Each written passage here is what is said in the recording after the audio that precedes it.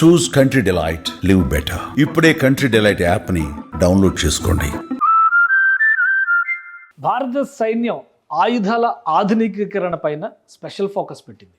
ఏదో రోబో సినిమాలో చూసినట్టుగా రోబోటిక్స్ని ఉపయోగించి యుద్ధం చేయడం సాధ్యమా అంటే ఇప్పుడు అవుననే సంకేతాలు చాలా స్పష్టంగా కనిపిస్తున్నాయి. అధునాతనమైనటువంటి ఏఐ టూల్స్ని ఉపయోగించడం ద్వారా అన్మ్యాన్డ్ సర్వైలెన్స్ని ఏ విధంగా చేయాలనేటువంటి అంశం పైన ఇండియన్ ఆర్మీ ఫోకస్ పెట్టింది. ఇండియన్ ఆర్మీ అవసరాలకు తగ్గట్టుగా దేశీయంగా మేక్ ఇన్ ఇండియా స్ఫూర్తితో ఆయుధాల తయారీ కూడా జరుగుతుంది.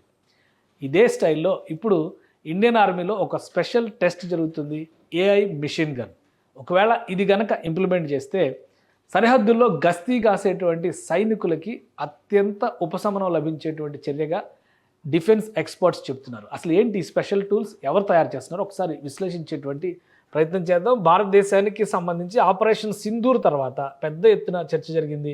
లేథల్ అటానమస్ వెపన్స్ సిస్టమ్ లాస్ పేరుతో Delhi based BSS advanced technology సంస్థ ఈ వెపన్ని తయారు చేస్తుంది. సరిహద్దుల్లో దీన్ని మోహరిస్తారు. దీన్ని సెన్సార్స్ తోటి, అంటే హ్యూమన్ ఇంటెలిజెన్స్ ఉండేటువంటి సెన్సార్స్తో అనుసంధానిస్తారు. టార్గెట్ పెట్టినటువంటి ప్రాంతాలు ఆ రేంజ్కి తగ్గట్టుగా ఆయా ప్రదేశాల్లో కనుక హ్యూమన్ మూమెంట్ ఉన్నా లేదా ఏదైనా కానీ జీవుల కదలికలు ఉన్నా కానీ వెంటనే ఇది అలర్ట్ చేస్తుంది.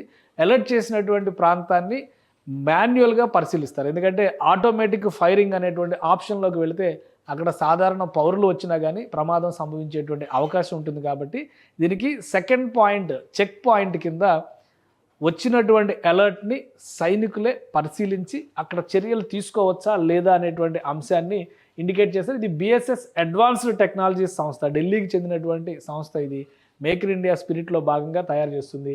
సో ఇక్కడ 3D డిటెక్ట్ అని చెప్పని, డిటెక్ట్, డిసైడ్, డిస్ట్రాయ్ దీని క్యాప్షన్ అది.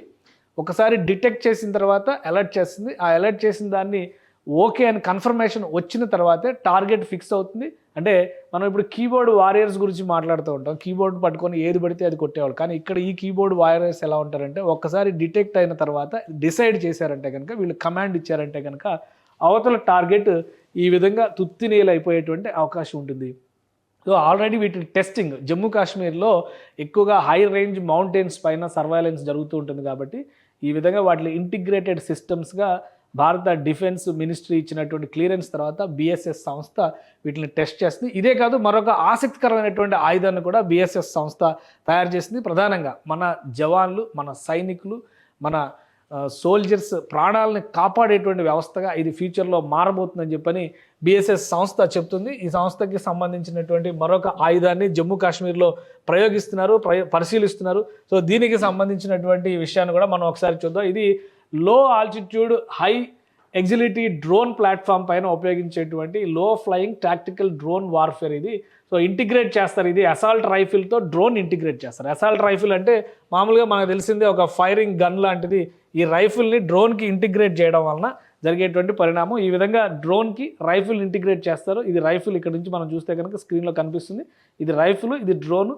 సో డ్రోను ఈ రైఫిల్ని క్యారీ చేస్తుంది. ఒకసారి ఆకాశంలోకి ఎగిరిన తర్వాత పరిసర ప్రాంతాలన్నింటిలో కూడా సర్వైలెన్స్ చేస్తుంది.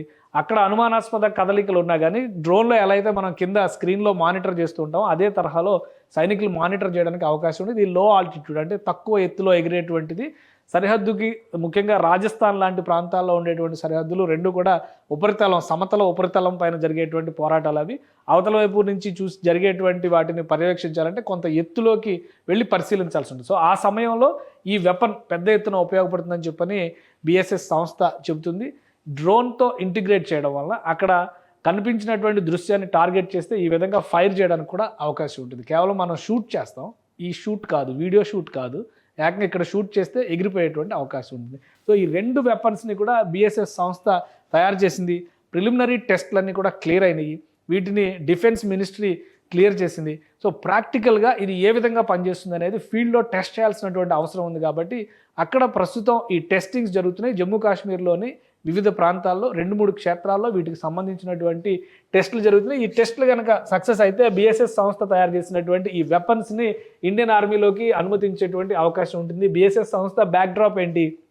డిఫెన్స్ రంగ ఎక్స్పర్ట్స్గా ఉన్నటువంటి కొంతమంది ఔత్సాహికులు భారతదేశం ప్రారంభించినటువంటి మేక్ ఇన్ ఇండియా స్పిరిట్తో బిఎస్ఎస్ అడ్వాన్స్డ్ టెక్నాలజీస్ పేరుతో ఈ సంస్థని స్థాపించారు. Bharat supply and support advance technologies దీని ఫుల్ ఫామ్. ఈ ప్రైవేట్ లిమిటెడ్గా ఇది ఆవిర్భవించింది. Has been incorporated to undertake research, design, develop, manufacture, assemble and test advance next generation technologies and equipment.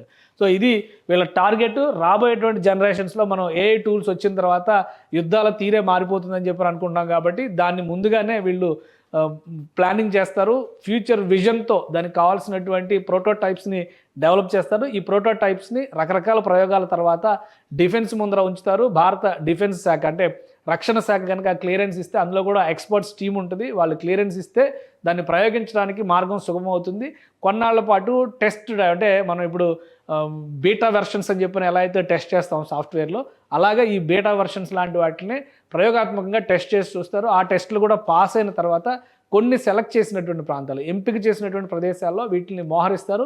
Results బాగుంటాయి కనుక కాశ్మీర్ లాంటి చోట్ల, ఎత్తైనటువంటి ప్రాంతాల నుంచి టార్గెట్స్ని చూడాల్సినటువంటి చోట్ల, ముఖ్యంగా సియాచిన్ లాంటి చోట్ల, మనుషులు ఉండలేనటువంటి వాతావరణం ఉన్నటువంటి ప్రదేశాల్లో వీటిని డిప్లాయ్ చేయడం ద్వారా మళ్ళీ వాటిని అందులో ఆల్రెడీ టార్గెట్ డిసైడ్, ఆ తర్వాత డిస్ట్రాయ్ అనేటువంటి కాన్సెప్ట్ ఇచ్చారు కాబట్టి ఒకసారి కనబడిందంటే దాన్ని మళ్ళీ డిసైడ్ చేసి మాన్యువల్గా కమాండ్స్ ఇచ్చిన తర్వాత అటాక్స్ జరుగుతాయి. అలాంటి ఎక్విప్మెంట్ని ఈ సంస్థ తయారు చేస్తుంది. ఇది ఒక స్టార్టప్. ఒక రకంగా చెప్పాలంటే it has been established under the startup India initiative of the government of India.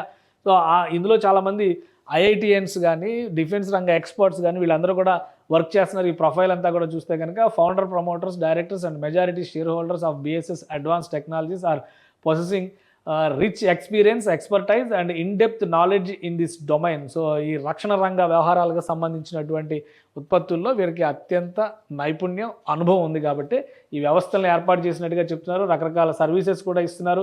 రాబోయేటువంటి రోజుల్లో వార్ఫేర్ మొత్తం కూడా టెక్నాలజీ చుట్టూ నడుస్తుంది కాబట్టి ఈ టెక్నాలజికల్ అడ్వాన్స్మెంట్ని ఇంప్లిమెంట్ చేసేటువంటి బాధ్యతల్లో వీళ్ళందరూ కూడా ఉన్నారు. ఇందులో పార్ట్నర్స్గా చూస్తే కూడా దేశంలోనే ముఖ్యమైనటువంటి సంస్థలు ఇందులో పనిచేస్తున్నాయి. లేజర్ సిస్టమ్స్ కావచ్చు, ఎన్పిపిఎఫ్, స్పెక్టర్ ఎల్ఎల్సి, అలానే Indian Institute of Technology Roorkee, Winmate incorporation ఇలాంటి సంస్థలతో కొలాబరేట్ అయ్యి ఇవన్నీ కూడా పనిచేస్తున్నారు. సో ఈ అడ్వాన్స్డ్ టెక్నాలజీస్ కనుక భారతదేశంలో ప్రయోగించడానికి మార్గం సుగమం అయితే ఖచ్చితంగా మన ఇండియన్ ఆర్మీకి ఒక బిగ్ రిలీఫ్గా మనం చూడాల్సి ఉంటుంది.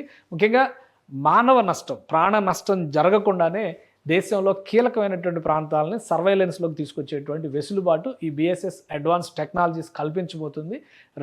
రెండు దఫాలుగా తయారు చేసినటువంటి ఈ ఆయుధాలకి ఇండియన్ డిఫెన్స్ మినిస్ట్రీ క్లియరెన్స్ ఇచ్చింది. ఇప్పుడు ఇవి ఫీల్డ్లో టెస్ట్లో ఉన్నాయి. ఈ టెస్టులు పాస్ అయిన తర్వాత పైలట్ ప్రాజెక్టుగా కొన్ని ప్రాంతాల్లో డిప్లాయ్మెంట్ చేయడానికి భారత సైన్యం, భారత ప్రభుత్వం ఇప్పటికే ప్రణాళికల్ని సిద్ధం చేసింది. రాబోయేటువంటి రోజుల్లో మరింతగా మానవ వనరులని తగ్గించుకుని, అంటే మానవ వనరులను తగ్గించడం అంటే ఆర్మీని తీసేస్తారని కాదు, మానవ వనరుల ప్రమేయాన్ని తగ్గించి యుద్ధాన్ని ఏ విధంగా చేయాలి, అందుకని ఫ్యూచర్ యుద్ధాలన్నీ కూడా ఆ విధంగానే ఉంటాయి. ఆపరేషన్ సింధూర్ సమయంలో మనం చూసినటువంటి కొన్ని సందర్భాలు, సంఘటనలు చూస్తే గతంలో పౌరాణిక సినిమాల్లో చూసినట్టుగా ఆయుధాన్ని ఆయుధమే ఛేదిస్తుంది, మనుషులు దానికి వెళ్లాల్సిన అవసరం లేదు. కాబట్టి ఆయుధం వచ్చిన చోట ప్రయోగం ఏ విధంగా చేయాలి, మొత్తం కూడా టెక్నాలజీ బేస్డ్ యుద్ధమే ఫ్యూచర్లో జరగబోతుంది. కాబట్టి భారతదేశానికి సంబంధించినటువంటి రక్షణ రంగ వ్యవస్థలన్నింటినీ కూడా అధునాతనంగా మలిచేటువంటి ప్రక్రియలో భారత ప్రభుత్వం ఇటువంటి టెక్నాలజీస్ని ప్రయోగాత్మకంగా ప్రవేశపెడుతోంది. సుమన్ టీవీలో మీ పర్సనల్ అండ్ బిజినెస్ ప్రమోషన్స్ కోసం కింది నెంబర్కి కాంటాక్ట్ చేయండి.